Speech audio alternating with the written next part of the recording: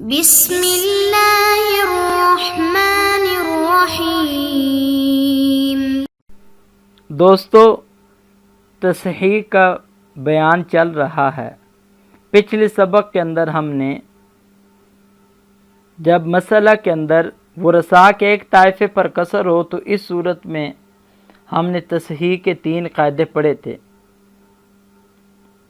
اب اس سبق کے اندر ہم جب ایک سے زیادہ طائفوں پر قصر ہو تو اس قصر کو دور کرنے کے لیے تصحیح کے جو قواعد ہیں ان کے بارے میں پڑھیں گے۔ تو دوستو، اگر ایک سے زیادہ طائفوں پر قصر ہو تو اس صورت میں ہم عدد رؤوس کے مابین نسبت کو دیکھیں گے، اور نسبت کو دیکھنے کے بعد اگر تو نسبت تماثل کی ہوگی تو اس صورت میں ہم احد المتماثلین کو لے کر اصل مسئلہ کے اندر، یا اگر صورت عائلہ ہوگی تو اول کے اندر ہم ضرب دے دیں گے۔ تو گوئے کہ یہ پہلا ہمارا قاعدہ ہو جائے گا۔ اب ہم اس کی مثال دیکھتے ہیں کہ میت کے ورثاء کے اندر 6 بیٹیاں ہیں، 3 دادیاں ہیں اور 3 چچے ہیں۔ بیٹیوں کو جب 2 سے زیادہ ہوں تو 2/3 ملتا ہے، اور دادیوں کو 6واں حصہ ملتا ہے، 1 ہوں یا 1 سے زیادہ ہوں، اور چچے یہ اسبہ بنتے ہیں۔ تو اب یہاں پر ہم نے جو 2 صاحب فرض ہیں ان کے مخارج کے درمیان نسبت دیکھی 3 اور 6، تو وہ نسبت تداخل کیا ہے، تو قاعدے کے مطابق ہم نے بڑے عدد سے مسئلے کی ابتدا کی 6 سے۔ تو 6 کے جو 2/3 ہے وہ 4 بنتا ہے، وہ ہم نے بنات کو دے دیے، اور 6واں حصہ وہ 1 بنتا ہے، وہ ہم نے دادیوں کو دے دیا، اور پیچھے 1 بچ گیا، وہ ہم نے چاچوں کو بطور اسبہ کے دے دیا۔ اب یہاں پر ہم اس صورت میں دیکھتے ہیں کہ یہاں پر سارے طائفوں کے اندر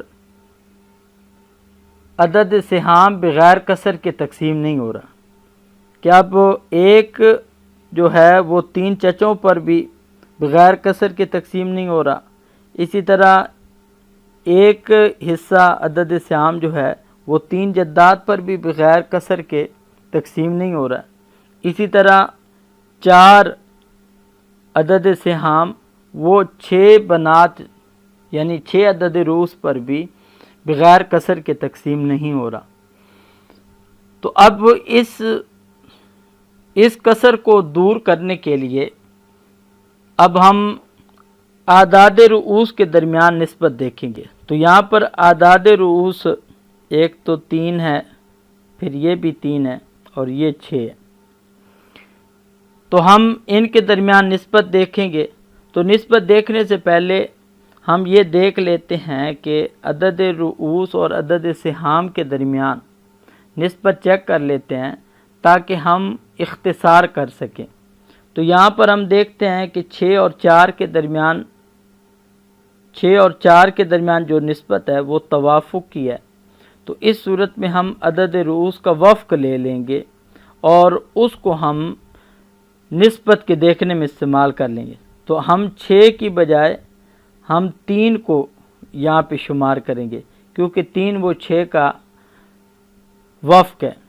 تو اب جب ہم نے 3 اعمام، 3 جدات اور اسی طرح 6 بنات کا جو وفق ہے وہ بھی 3 ہے، تو یہ عدد رؤوس کے درمیان نسبت تماثل کی پائی جا رہی ہے۔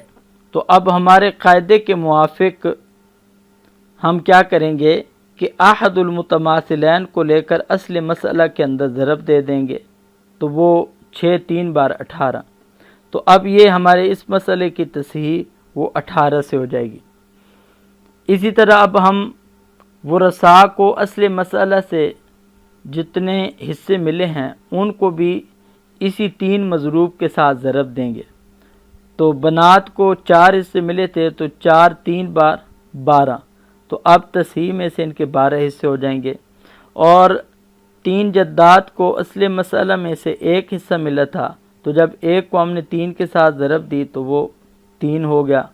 اسی طرح 3 اعمام کو اصل مسئلہ میں سے ایک ملا، جب مضروب کے ساتھ ضرب دی تو یہ بھی 3 ہو گئے۔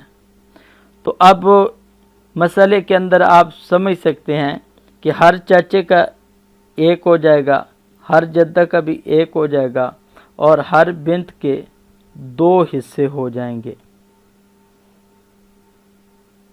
جب مسئلہ میں ایک سے زیادہ طائفوں پر کسر ہو اور عدد رؤوس کے درمیان ہم نسبت کو چیک کریں تو نسبت وہ تداخل کی ہو، تو تداخل کی صورت میں ضابطہ یہ ہے کہ ہم جو بڑا عدد ہوگا اس کو لے کر اصل مسئلہ کے اندر، اور اگر اول ہوگا تو اول کے اندر ضرب دے دیں گے، اور جو حاصل ضرب ہوگا اس سے ہم مسئلے کی ابتدا کریں گے۔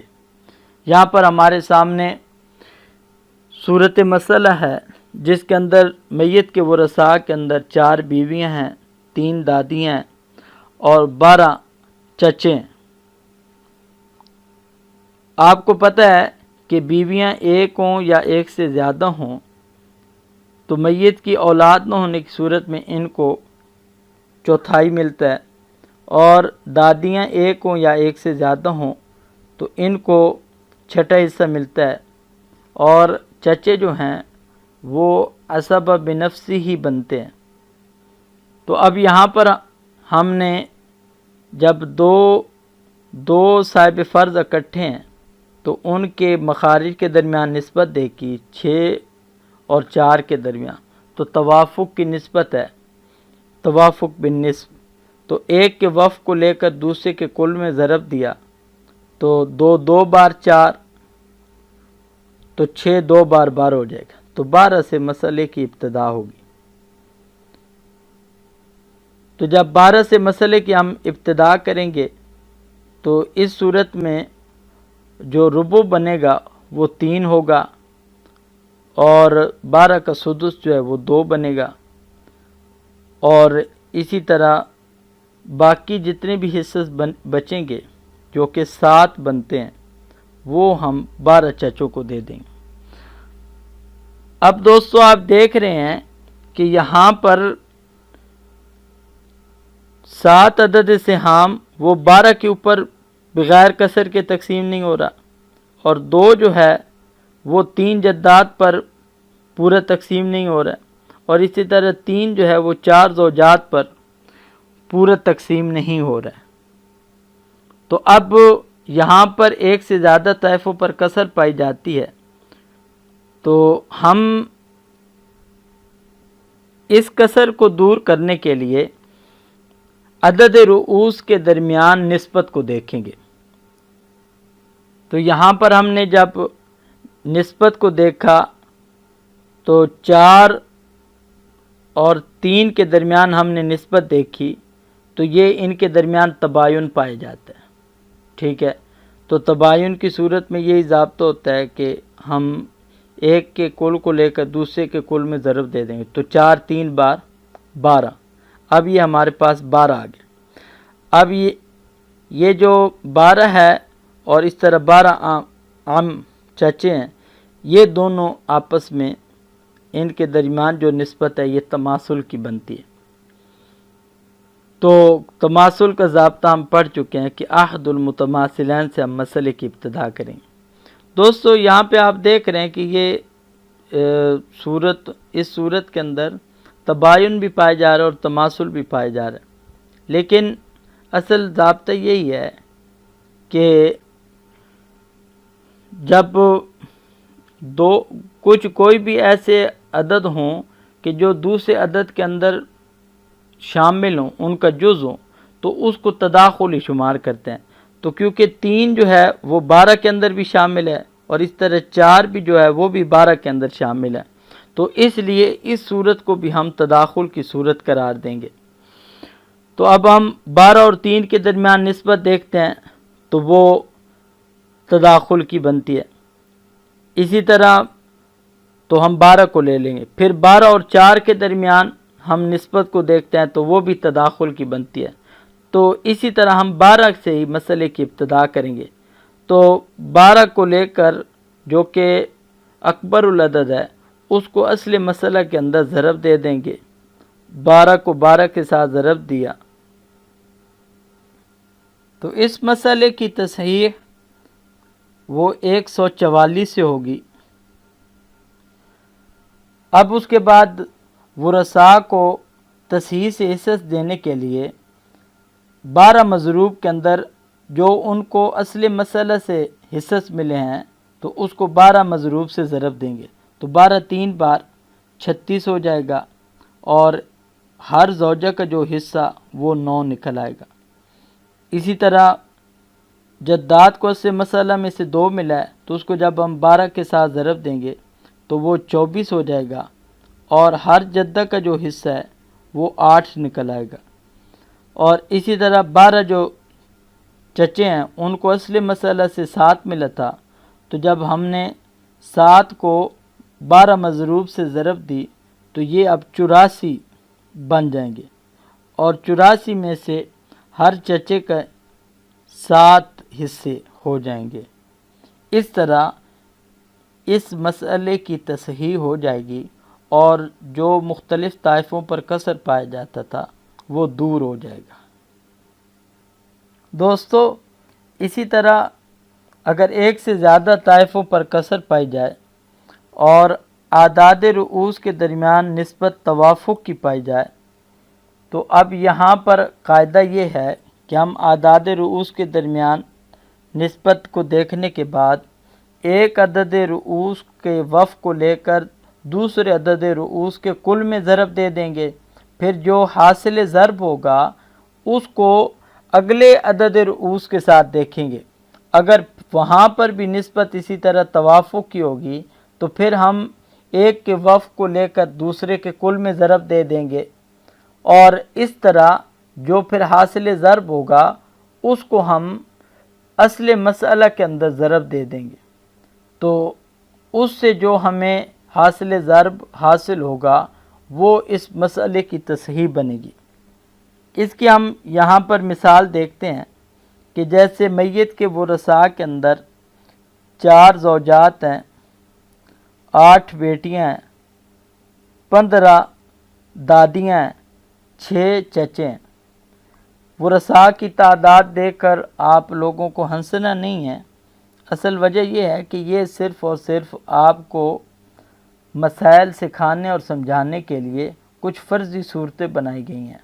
نہیں تو ایسے تو نہیں ہوتا ہے کہ یعنی کسی کی 15 دادیاں وہ ورثاء کے اندر موجود ہوں. تو بہرحال یہاں پر ہم نے دیکھا کہ زوجات اگر وہ ایک ہوں یا ایک سے زیادہ ہوں تو میت کی اولاد کے ہونے کی صورت میں اس کو 8واں حصہ ملتا ہے. بیٹیاں جب 2 یا 2 سے زیادہ ہوں تو ان کو 2/3 ملے گا اور دادیاں جتنی بھی ہو جائیں تو ان کو 6واں حصہ ملتا ہے اور چچے جو ہیں وہ اسبہ بنتے ہیں. تو اب یہاں پر ہم نے سمن وہ دوسرے فریق کے حصص کے ساتھ مل گیا ہے تو ہم 24 سے مسئلے کی ابتدا کریں گے. 24 سے ہم نے مسئلے کی ابتدا کی تو زوجات کو اصل مسئلہ میں سے یعنی 8واں حصہ 3 مل جائے گا. دونوں بیٹیوں کو اصل مسئلہ میں سے 2/3 یعنی کہ 16 مل جائے گا اور جدات کو 6واں حصہ وہ 24 کا 4 بنتا ہے وہ مل جائے گا اور باقی جو بچے گا 16 اور 4 20، 20 اور 3 23، ایک حصہ بچہ وہ چچاؤں کے درمیان بطور عصبہ کے تقسیم ہوگا. اب یہاں پر ہم دیکھتے ہیں کہ عدد سہام وہ عدد رؤوس پر بغیر کسر کے تقسیم نہیں ہو رہا. ایک عدد سہام وہ 6 پر تقسیم نہیں ہو رہا ہے بغیر کسر کے. 4 جو ہے وہ 15 کے اوپر بغیر کسر کے تقسیم نہیں ہو رہا. 16 جو ہے وہ 18 کے اوپر بغیر کسر کے تقسیم نہیں ہو رہا. 3 جو ہے وہ 4 کے اوپر بغیر کسر کے تقسیم نہیں ہو رہا. تو اب ہم یہاں پر ایک سے زیادہ طائفوں پر کسر پائی جاتی ہے تو اس کے لیے ہمارا قاعدہ یہی ہے کہ ہم ایک عدد رؤوس کو دوسرے عدد رؤوس کے ساتھ دیکھیں تو اگر نسبت توافق کی پائی جائے تو ایک کے وفق کو لے کر دوسرے کے کل میں ضرب دے دیں۔ مثال کے طور پر 6 چچے ہیں اور اسی طرح 15 جدات ہیں۔ اب ہم 6 اور 15 کے درمیان نسبت دیکھتے ہیں تو وہ نسبت ہے توافق بالثلث کی پائی جاتی ہے۔ تو اب ہم ایک کا وفق لے لیتے ہیں اور دوسرے کا کل عدد لے لیتے ہیں۔ تو مثال کے طور پر 3 2 بار 6 ہوتا ہے تو 15 2 بار 30 ہو گئے۔ تو گوئے کہ 15 اور 6 سے ہمیں جو حاصل ضرب حاصل ہوا وہ اب 30 ہے۔ اب پھر اس کے بعد 30 اور ہم 18 کے درمیان نسبت دیکھتے ہیں تو 30 اور 18 کے درمیان جو نسبت ہے یہ توافق کی پائی جاتی ہے، لیکن یہ توافق بالسدس پایا جاتا ہے، کیونکہ 6 3 بار 18 ہوتا ہے اور 6 5 بار 30 ہوتا ہے۔ تو اب ہم ایک کا وفق لے لیں گے اور اس کو دوسرے کے کل میں ضرب دے دیں گے۔ تو اب اگر ہم 30 کا وفق لیتے ہیں 6 5 بار 30 تو وہ 5 بنتا ہے، تو 5 کو ہم 18 کے ساتھ ضرب دے دیں گے تو حاصل ضرب ہمیں 90 حاصل ہوگا۔ اب اس کے بعد 90 اور 4 کے درمیان ہم نسبت دیکھتے ہیں تو وہ توافق بالنصف کی پائی جاتی ہے۔ تو اب ہم 90 کا وفق لے لیں گے جو کہ 45 بنے گا، اور 45 کو جب 4 کے ساتھ ضرب دیں گے تو 45 4 بار 180 ہو جائے گا۔ اس 180 کو ہم اوپر جو اصل مسئلہ ہے 24 اس کے ساتھ ہم ضرب دیں گے، تو ضرب دینے کے بعد جو حاصل ضرب ہوگا اس سے ہم اس مسئلے کی تصحیح کریں گے۔ تو جب ہم نے 24 کو 180 کے ساتھ ضرب دی تو حاصل ضرب جو آئے گا وہ 4320 ہوگا۔ اسی سے ہمارے مسئلے کی تصحیح ہو جائے گی۔ اب اس کے بعد ورثاء کو تصحیح سے حصص دینے کے لیے 180 مضروب کے ساتھ ان کو اصل مسئلہ سے جو حصص ملے ہیں اس میں ضرب دیتے جائیں گے۔